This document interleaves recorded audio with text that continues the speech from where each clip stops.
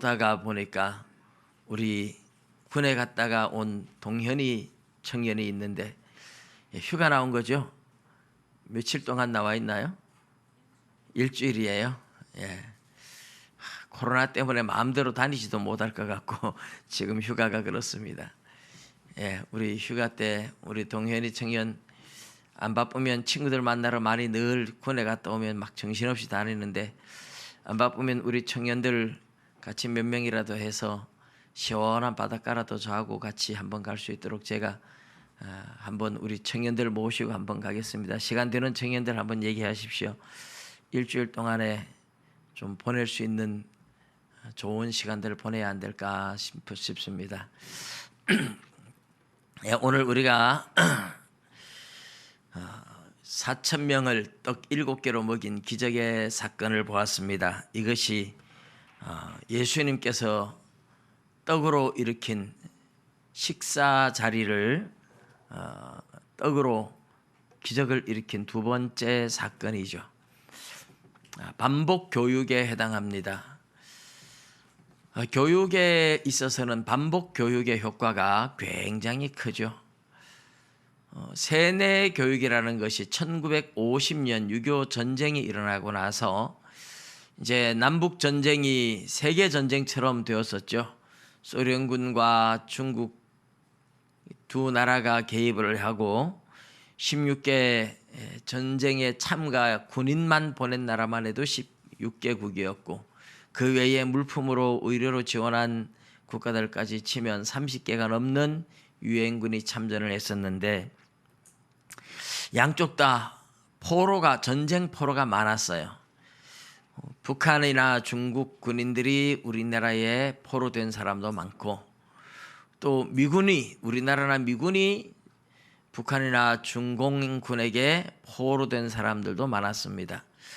그때 이제 처음으로 세뇌 교육이라는 것이 중국 공산당에 의해서 이제 세뇌 교육이 그때 처음으로 생겨나고 그 말이 생겨났습니다. 원래 세뇌라는 말은 이제 노자와 장자에 의해서 발생한 그 도교라고 이제 노자가 쓴 도경, 덕경을 합쳐서 도덕경 그걸 보고 우리가 도덕 이렇게 말을 하죠. 거기에 보면 마음을 씻는다 하는 세심 하는 말이 있어요. 세심.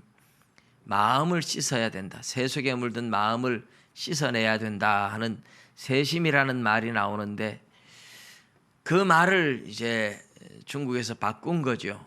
뇌를 머리에 옛날 생각을 다 씻어내고 공산당 사상으로 새로 심는다. 그래서 세뇌하는 말은 뇌를 씻는다 이런 말이죠.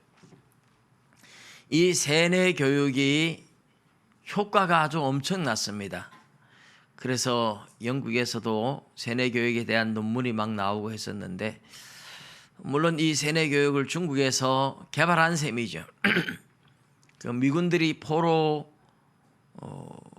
잡혀간 미군들이 막 미국에 편지를 쓰는데 세뇌가 돼가지고 정말 공산당이 너무 좋다고 중공군이 너무 좋다고 자발적으로 막 편지를 쓰기 시작하고 이제 거기에는 단순히 세뇌 교육은 그렇게 간단하지만 않지만 여러 가지 기법들이 들어가긴 하지만 이제 제일 중요한 것은 어쨌든 반복 교육이에요. 반복 교육.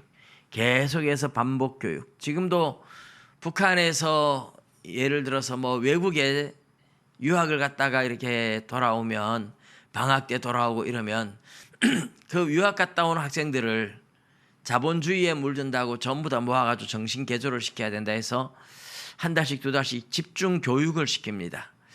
김일성의 업적, 김정일의 업적, 김정은의 위대함 이런 것들을 막 계속 반복 교육시키고 공산주의가 왜 좋은지 정신 개조를 한다.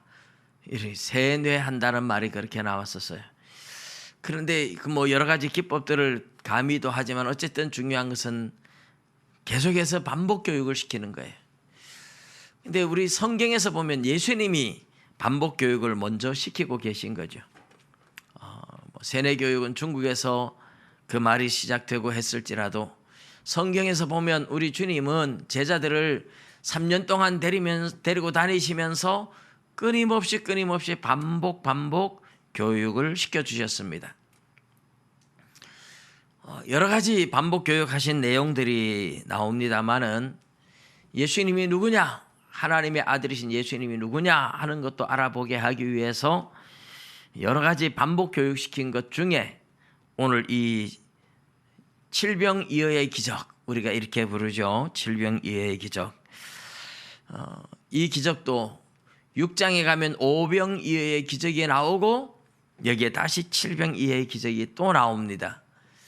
제자들이 예수님의 기적을 보고 못 알아보기 때문에 주님은 반복해서 교육을 시키고 있는 겁니다. 그냥 제자들한테 말로 내가 메시아다 이렇게 말로 설명한 게 아니고 하나님이 아니면 할 수 없는 기적들을 일으키는 거죠. 죽은 사람을 명령해서 살아나게 한다든지, 풍랑이는 바다 위로 걸어서 간다든지. 제가 우리 임영창 성도님 집에 가서 이제 성경 공부를 시켜드리고 개인적으로 이렇게 하는 가운데에 그런 얘기를 하더라고요. 예수님의 행적에 대해서 이야기를 하다가 예수님이 풍랑이는 바다 위로 걸어서 제자들한테 오셨습니다 하니까 에이 그거는 못 믿겠습니다 이러시더라고요. 안 믿어지는, 하나님이 아니면 할 수 없는 일을 예수님이 하신 일들이 너무 많은 거죠. 제자들이 그런 것을 보면서도 깨닫지 못하니까 주님은 탄식하시지만 그래도 반복해서 교육을 시키고 계신 겁니다. 오늘 이 본문에 나오는 내용을 보면 우리 지난주에 봤던 예수님께서 두로에서 시돈을 거쳐서 데가볼리 지역을 통과해서 갈릴리 호수에 도착을 했어요.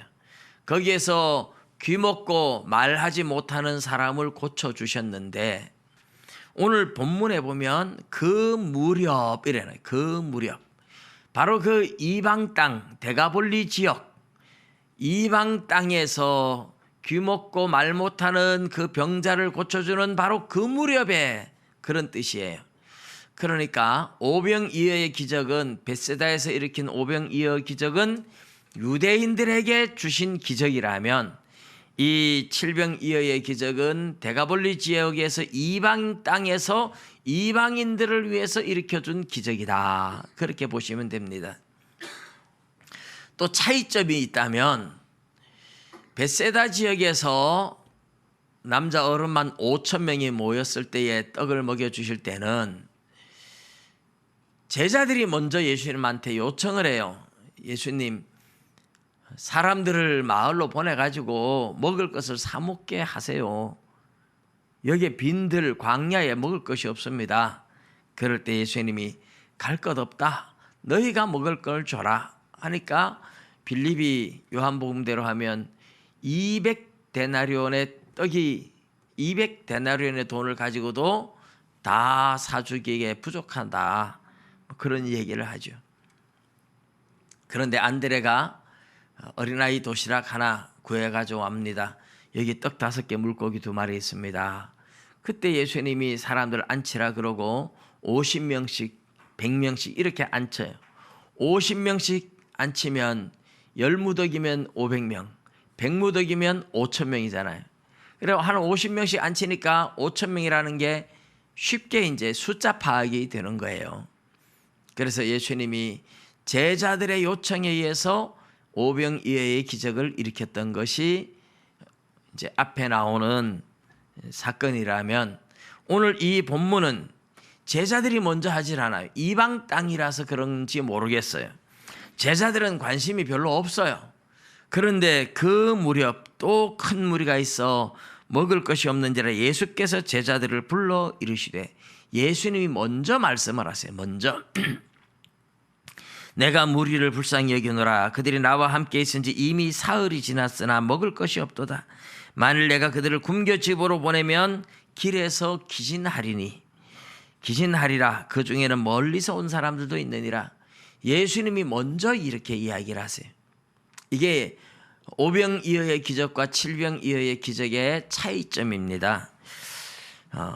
유대 땅에서는 제자들이 먼저 요청을 했고 이방 땅에서는 예수님이 주도적으로 기적을 일으키고 있다 하는 겁니다. 그리고 이제 그 무렵, 바로 이방 땅에서 그 무렵, 귀 먹고 오늘한 자를, 말 못하는 자를 고쳐주셨던 그 무렵, 또 큰 무리가 있어. 여기에 또라는 단어가 옛날 우리 개역 성경에는 다시라는 말을 썼고 여기에서는 또라고 번역을 했습니다. 영어로는 again, 헬라어로 올리기아라는 단어인데 이 올리기아는 다시, 반복해서 이런 뜻이에요. 그러니까 또 하는 말이나 뭐 다시 하는 말이나 같은 말이지만 왜 또 이렇게 말할까요? 다시 이렇게 말할까요? 오병이어의 기적을 일으킬 때처럼 큰 무리가 또 있었다. 그때 먹을 것이 없었는데 다시 똑같은 일이 또 반복된다. 그래서 오병이어의 기적과 같은 사건이다라는 것을 강조하기 위해서 올리기아라는 단어를, 이 부사를 꼭 집어넣은 겁니다. 그 무렵 다시, 또다시 큰 무리가 있었다. 먹을 것이 없었다. 이렇게 해서 이 사건 자체가 오병이어의 기적 사건과 동일한 사건이고 동일한 의미다, 동일한 기적이다, 제자들에게 반복해서 교육하기 위함이다, 이런 의미를 가르치는 겁니다. 예, 여러분들 유대인들의 글 쓰는 자체도 반복해서, 강조할 때 반복해서 하잖아요. 그런 단어도 반복해서 진실로 진실로 내게 이르노니 이럴 때 반복하는 거고, 지존자의 은밀한 곳에 거주하며 전능자의 그늘 아래 사는 자여 이럴 때 지존자나 전능자 같은 이야기, 은밀한 곳 그늘 아래 산다, 거주한다 같은 것을 두 번 반복하는데 이런 것을 평행법이라 그랬잖아요. 근데 이렇게 할 때 단어는 다르게 써요. 언어는 다르게 쓰는데 같은 내용을 반복해서 강조하는 겁니다. 오병이어의 기적과 칠병이어의 기적도 똑같은 동일한 사건이지만 떡 개수와 사람 개수, 남은 양 이런 것들은 조금씩 차이가 나죠. 그래서 구분을 하지만 같은 내용, 같은 사건을 주님께서 다시 일으키고 있습니다. 제자들에게 주어지는 반복 교육을 위한 것이다 하는 겁니다. 오늘 이 본문에 보면 제자들이 광야에서 어디서 떡을 얻어 이 사람들로 배부르게 할 수 있으리까? 제자들은 오병이어의 기적을 전혀 경험하지 않은 것처럼 완전히 생뚱맞게 이야기를 해요. 오병이어의 기적을 생각한다면 이 광야에서 어디서 떡을 얻을 수 있습니까? 이런 말을 할 이유가 없잖아요. 근데 제자들은 한 번의 교육으로 전혀 깨닫지를 못하니까 주님이 탄식하죠. 다시 기적을 또 보여줘야 되는 겁니다. 그래서 예수님이 너희에게 떡 몇 개나 있느냐? 그러니까 7개가 있습니다. 이렇게 이제 이야기를 해요.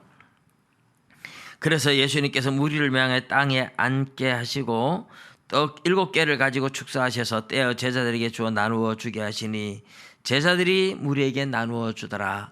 이건 오병이어의 기적이나 칠병이어의 기적이 거의 같은 패턴이고 같은 사건이라 하는 걸 알 수 있습니다.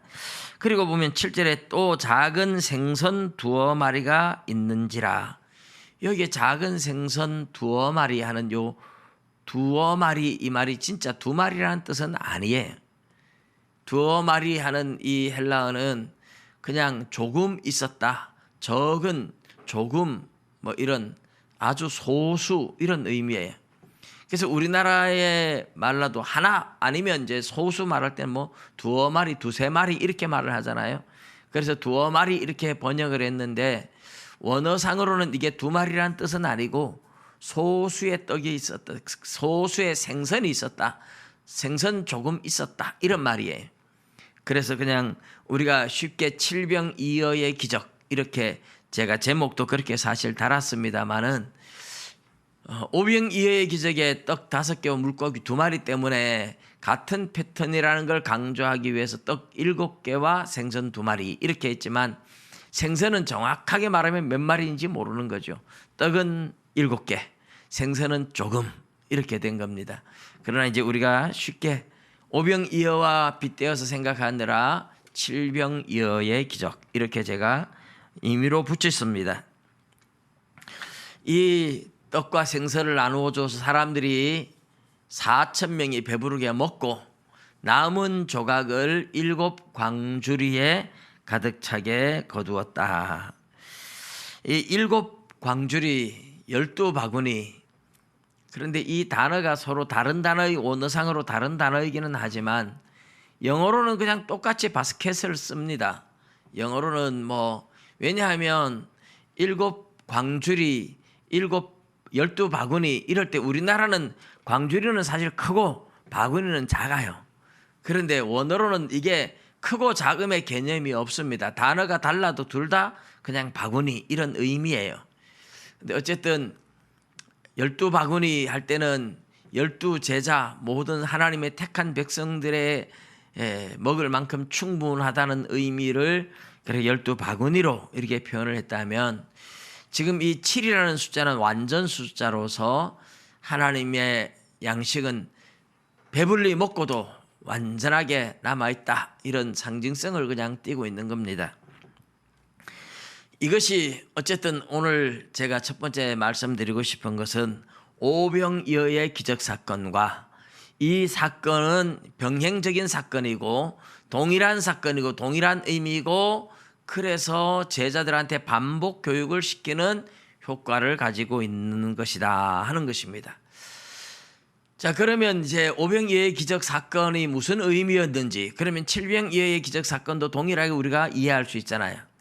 오병이어의 기적 사건을 설교 들은 지 얼마 되지 않아서 다 기억하시리라 믿고 그냥 넘어가면 좋겠지만, 또 기억 못하실 분을 위해서 한 번 더 의미를 간단하게 설명한다면 이것은 영적 출애굽 사건이다, 그렇게 말씀을 드렸습니다.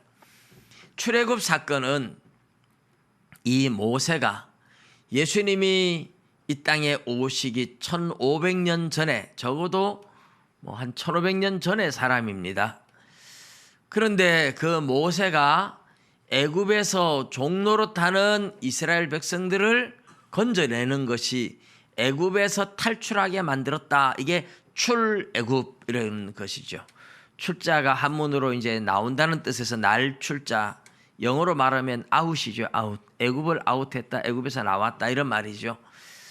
그래서 애굽을 탈출하는, 애굽의 야곱의 가족이, 요셉이 총리가 되고 요셉을 따라 야곱의 가족들이 70명이 애굽에 내려갔는데, 애굽에서 살다가 나중에 애굽에 새로운 정권이 들어서면서 이스라엘 백성들을 노예로 만들었었습니다. 그래서 오랫동안 노예 생활하면서 고통하는 가운데에 하나님께 부르짖었는데 하나님이 모세를 이제 보내주신 거죠. 광야에서 양치기 목동노릇 하던 모세를 불러서 애굽에 가서 내 백성을 건져내라. 모세의 지팡이를 이제 하나님의 지팡이로 하나님이 바꾸어 주시고, 그래서 물이 피가 되게 하고 깨구리 떼가 뛰어나오고 티끌이 이가 되고 파리떼가 나오고, 요 파리떼가 나올 때는 애굽에만 오고 이스라엘 백성들에게는 파리떼가 생기지 않았죠. 그 전에 물이 피가 되고 깨구리가 나오고 이가 나오고 하는 거는 이스라엘이나 애굽 사람이나 구분하지 않았어요. 그런데 파리떼가 나올 때부터 애굽 사람들한테만 이 재앙이 오고 이스라엘 백성들한테는 재앙이 오질 않았습니다. 그리고 악질이 생기고 독종이 생기고 우박이 쏟아지고 메뚜기 떼가, 요즘도 메뚜기 떼가 보니까 인도에 하늘을 가릴 만큼 많이 뉴스에도 나오던데요. 하여튼 메뚜기 떼, 그다음에 애굽에서 제일 그 위대한 신이 태양신이거든요. 그러니까 태양을 신이라고 섬겼는데 하나님이 태양을 벌을 준 거죠. 3일 밤낮 태양이 어두워졌습니다. 애굽 사람들한테. 이스라엘 백성들한테는 안 그런데, 그래서 하나님께서 태양을 벌을 주고 애굽의 신들을 다 차례차례 벌을 하고, 그 신의 아들, 태양신의 아들 바로 왕의 장자부터 시작해서 모든 백성들의 장자와 짐승의 첫 새끼를 하나님이 다 하룻밤 사이에 죽여버렸습니다. 그러자 놀래가지고 이스라엘 백성들을 내보내서, 그것이 이제 출애굽 사건이죠. 내보내고 난 후에 바로 왕의 마음이 바뀌어서 다시 잡으러 오는데 하나님이 홍해 바다를 쫙 갈라서 이스라엘 백성들을 건너가게 만들고 애굽 사람들이 따라오는데 바다가 다시 합쳐져서 애굽의 군사가 물속에 수장되어서 죽어버리고 말았습니다. 이렇게 애굽을 탈출한 기가 막힌 사건은 사실 우리의 영혼을 구원하는 것을 설명하기 위해서 하나님이 일으켰던 기적 사건이었어요. 애굽의 노예로 있는 이스라엘을 구원하는 것은 오늘로 말하면 죄의 노예고 마귀의 종로로 타는 우리를 건져서 하나님의 자녀 만든다는 것을 미리 상징적으로 보여주었던 역사적 사건입니다. 근데 그때 애굽에서 나온 이스라엘 백성들이 광야에 와서 며칠 안 가서 먹을 것이 떨어졌어요. 먹을 것이 없다고 불평하는 이스라엘 백성들에게 하나님이 주신 것이 하늘에서 떡을 내려줬습니다. 하늘에서 떡을 내려주었는데 뭔지 모르잖아요. 그래서 이것이 무엇이냐 이렇게 불렀어요. 이것이 무엇이냐? 이것이 무엇이냐를 그 당시 히브리어로 말하면 만나예요. 만나다, 만나 이렇게 말하면 이것이 무엇이냐 이런 뜻이에요. 그래서 만나를 하나님께서 하늘에서 떡을 내려줘서 하나님이 주는 떡을 먹고 살았던 것이고, 고기가 먹고 싶다 이럴 때 하나님께서 메추라기 떼를 바람으로 몰아가지고 이스라엘 진영에 쌓이게 만들어서 한 달 동안 실컷 메추라기 고기도 먹게 해 주신 적이 있습니다. 그런데 그 하늘에서 광야에 있는 이스라엘 백성들에게 하나님이 떡을 내려주셨던 그 하늘에 있던 하나님이 지금 하늘에서 땅으로 내려와서 사람으로 태어나서 광야에 있는 하나님의 백성들에게 떡을 나누어주고 있는 사건이 오병이어의 사건이고 칠병이어의 사건이다 하는 겁니다. 그렇잖아요. 하늘에서 떡을 내려주셨던 하나님, 출애굽할 때 이스라엘을 구원해주고 건져주고 하늘에서 떡을 내려주던 하나님이 지금은 어때요? 이 땅에서 이스라엘 백성들을 광야로 데리고 나온 것, 갈릴리 바다를 건너 광야로 데리고 나온 것, 이것이 뭐냐? 출애굽이라는 거죠. 출애굽. 이 광야에 데리고 온 백성들이 그러면 애굽에서 탈출한 게 아니라 영적 애굽에서 탈출했다. 영적 출애굽했다. 말하자면 사람들의 영혼이 마귀의 노예가 되고 죄의 노예가 되어서 죄에 끌려다니고 마귀에게 끌려다니다가 결국 지옥으로 가는데, 예수님이 오셔서 이 사람들을 죄로부터 건져내고 마귀로부터 건져내서 떡을 나누어 주면서 그들을 양육하는 광야 생활이 시작된다. 그래서 예수님 손에서 떡이 나가는 것은 하늘에 있던 하나님이 땅에 내려와 있다, 그것을 보여주는 사건이라고 말씀을 드렸습니다.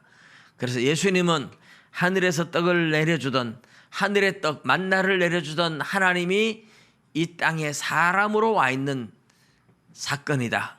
그때 이스라엘 백성들을 애굽에서 탈출시키던 그 하나님이 지금은 사람들을 죄로부터 마귀로부터 탈출시키고 있다.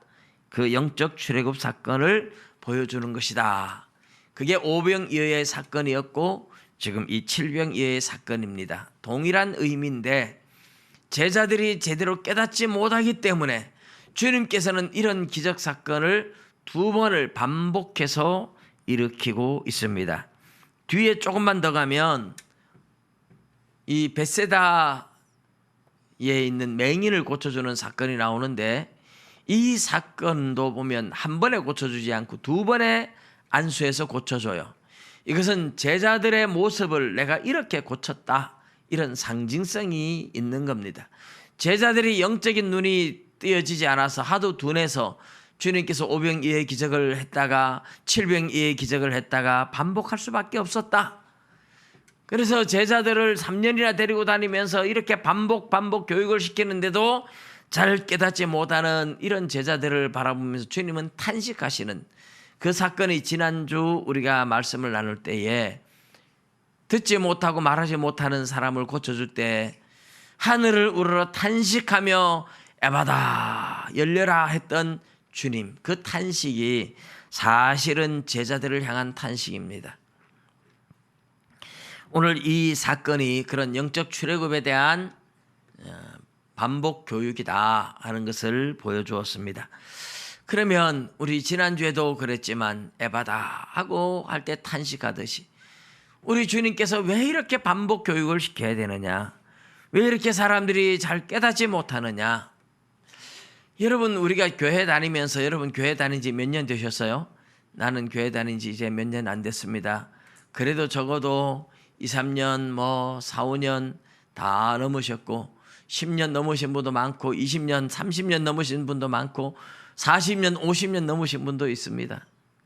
그런데 과연 성경을 얼마나 알고 있으며 얼마나 믿음의 눈이 열렸으며 얼마나 영안이 열려 있다고 생각을 하십니까? 성경을 지식적으로 또 많이 아는데 말씀대로 내가 과연 예수님 닮은 모습으로는 얼마나 또 살 수 있습니까? 잘 안 되잖아요. 제자들이 예수님을 그렇게 따라다니면서 예수님이 그렇게 반복 교육을 시켰는데 눈이 열려지지 않아서 탄식하다가 눈이 열려진 후에도 보면 서로 누가 높은 자리에 올라앉을까 또 싸움을 하고 있으니 우리 주님이 얼마나 답답했겠습니까? 믿음의 눈이 열려졌는데도 불구하고 하늘의 소망을 두고 살아간다면 당연히 서로 섬기는 삶을 살아야 되는데 이 땅에 소망을 둔 것처럼 서로 높은 자리 차지하려고 싸우고 있어요, 제자들이. 그러니 주님이 얼마나 탄식하겠습니까? 정말 교회 다니는 사람들이 오랫동안 교회를 다녀도 믿음의 눈이 열려지지 않는 분들이 너무너무 많아요. 세상에 대한 소망을 두고 살기 때문에 그렇다. 지난주에 제가 말씀을 드렸습니다.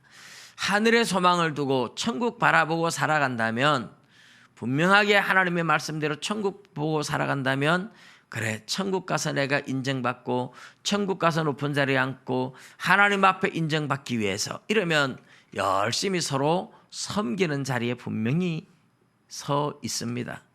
그런데 하늘의 소망을 둔다기보다 사람들 앞에 인정받고 이 땅에서 인정받고 대접받고 싶은 마음들이 많기 때문에 섬기는 자리보다는 섬김을 받는 자리에 앉으려고 하고 싸우고 다투는 일들이 참 많죠. 하나님의 말씀을 들으면서도 깨닫지 못하고 깨달아도 여전히 변화되지 못하고 이런 일들이 교회 속에 참 많기 때문에 여전히 교회는 세상에 빛과 소금의 역할을 하지 못하고 여전히 교회 안에서 다툼과 시기와 질투의 사건들이 끊임없이 일어나고 분열과 다툼들이 일어나는 것은 오늘날 교회의 현 주소이고 한국교회 아니 세계 모든 교회들 속에 있는 문제점들이죠. 이런 것을 보면서 우리 주님이 탄식한다는 뜻입니다. 아직도 깨닫지 못하느냐? 듣지 못하였느냐? 보지 못하였느냐? 깨닫지 못하느냐? 내가 너희들한테 얼마나 들려주고 얼마나 보여주었느냐? 그런데 왜 아직까지 깨닫지 못하고 왜 아직까지 육신의 욕망을 따라 살아가느냐? 우리 주님이 그렇게 탄식하시겠죠. 그런 탄식하는 모습이 병자들을 고치고 할 때 우리 주님이 제자들을 보고 주님 계속해서 탄식하는 그런 모습이 나옵니다. 근데 오늘 우리가 읽은 본문이 10절까지지만 11절부터 시작해서 21절까지 나오는 바리새인들과 서기관들에 대한 이야기가 있어요. 이 이야기는 우리 다음 주에 가서 하겠지만 아주 무서운 얘기입니다. 우리 주님께서 반복 교육을 시키면서 탄식하셔야만 하는 이런 사건 배후에 사실 주님의 말씀을 듣고 빨리 깨닫지 못한다면, 또 깨닫고 나서도 말씀대로 살려고 애쓰지 않는다면 바리새인화 된다는 것이 두려움입니다. 많은 사람들이 바리새인처럼 변하고 사두개인처럼 변해요. 우리 예수님께서 마태복음 5장 20절에 보면 너희 의가 서기관과 바리새인보다 더 낫지 않으면 결코 천국에 들어가지 못하리라 그랬잖아요. 여러분, 과연 나는 천국에 들어갈 믿음이 되느냐? 내가 말씀을 보고 듣고 깨달았는데 하나님의 말씀대로 살기 위해서 몸부림치면서 말씀대로 살아가는 신앙의 성숙이 멈춰버리는 순간에 자기도 모르게 서서히 바리새인처럼 변해요. 이게 무서운 겁니다. 나는 믿음이 있어. 나는 잘 알고 잘 깨닫고 나는 잘 믿어. 믿음으로 천국 가는데 걱정 없어 하고 나름대로 구원의 확신을 가지고 있지만 아니에요. 어느샌가 다른 사람들이 볼 때 벌써 저 사람은 바리새인이 아닌가? 바리새인처럼 변해 있어요. 천국 못 갈 사람이 굉장히 많다는 뜻입니다. 아니 믿음으로 간다면서요. 맞아요. 믿음으로 가요. 근데 믿음은 하나님이 인정해주는 믿음이지 내가 생각하는 내 주관적인 믿음을 말하는 게 아니에요. 하나님이 내 믿음을 과연 인정하시느냐 그게 중요한 거잖아요. 성경대로 믿느냐 그게 중요한 거잖아요. 성경대로 믿지 않으면 내 믿음이 성장하지 않고 내 믿음이 중단돼 버리면 성장이 멈춰버리면 어느샌가 외식하는 바리새인들 대접받고 싶어하는 바리새인들처럼 우리도 외식하고 대접받고 싶어하고 높아지고 싶어하는 그런 모습으로 변해버린다는 거죠. 그게 바리새인이 되고 서기관이 되는 겁니다. 사두개인이 되는 겁니다. 정말 무서운 거죠. 신앙이 멈추는 순간 말씀대로 살고자 몸부림치는 신앙의 싸움이 멈추는 순간 나도 모르게 서서히 현실에 안주하면서 서서히 그냥 신앙의 패턴이 그대로 굳어지면서 매너리즘에 빠지면서 바리새인화 되어갑니다. 여러분 그래서 신앙은 중단되면 안 됩니다. 여러분 신앙의 성장이 멈추면 안 됩니다. 말씀대로 살고자 몸부림치는 싸움이 멈춰버리면 안 돼요. 말씀을 보고 내가 오늘대로 말씀을 살았는가 말씀대로 살았는가 말씀대로 살려고 노력하는가 살펴야 돼요. 여러분 오늘도 내가 말씀대로 살지 못했구나. 저녁에 하루를 반성하며 기도할 때에 내가 말씀대로 살지 못한 것 때문에 마음 아파하고 하나님 앞에 회개하고 내가 내일은 또 새벽에 예배드리며 또 혼자 말씀 묵상하면서 오늘은 내가 말씀대로 살아야지 어제는 그렇지 못했는데 이런 싸움이라도 최소한 매일매일 여러분의 삶에서 아침 저녁으로 있어야 됩니다. 그 싸움이 있는 사람만이 신앙의 성장이 있어요. 나는 믿음으로 구원 얻었으니까 그리고 매일매일 자신의 삶을 돌아보지도 않고 반성도 없이 말씀대로 살려고 싸우는 싸움이 없이 멈추어버린다면 우리의 신앙은 바리새인이 되고 사두개인이 될 수 있습니다. 굉장히 위험한 거예요. 그래서 오병이어 기적 사건 이어서 바로 바리새인들과 사두개인들 누룩을 주의하라는 이야기를 하고 있습니다. 그 사람들의 외식하는 삶이 무엇인지 다음 주에 더 구체적으로 우리가 나누겠습니다만은 중요한 것은 여러분 하나님의 말씀을 끊임없이 듣고 또 보고 또 듣고 반복해서 보면서 눈이 열리고 깨달아지는 것만이 중요한 것이 아니라 이 말씀대로 살아내려고 싸우는 몸부림들이 저와 여러분의 삶의 현장에서 끊임없이 이어질 수 있기를 주님의 이름으로 축복합니다. 기도드리겠습니다.